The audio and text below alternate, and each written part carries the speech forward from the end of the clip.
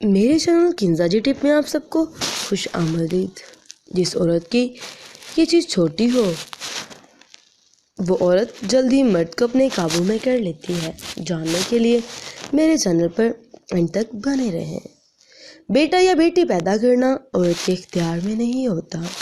یہ بات عورت کو سمجھانا ہی مشکل ہو جاتا ہے۔ وہ کہتے ہیں نا، محبت اندھی ہوتی ہے۔ کاش ہم جن سے محبت کرتے ہیں وہ اندھے ہوتے تو کتنا اچھا ہوتا۔ حرام کا تعلق قائم کرنا ہو تو ساری معیار کی دیواریں گرا دی جاتی ہیں، اور نکاح کا تعلق قائم کرنا ہو تو معیار کی ساری دیواریں کھڑی کر دی جاتی ہیں۔ آج کل کے زمانے میں رشتہ نبھاتے ہوئے مرد و عورت جتنے مخلص اور وفادار ہوں گے وہ اتنے ہی بیوقوف اور ناسمجھ سمجھے جائیں گے۔ ہم جب کسی سے محبت کرتے ہیں تو اسے اونچا مقام دے دیتے ہیں، اتنا اونچا مقام کہ پھر آخرکار وہ شخص ہماری ہی پہنچ سے بہت دور ہو جایا کرتا ہے۔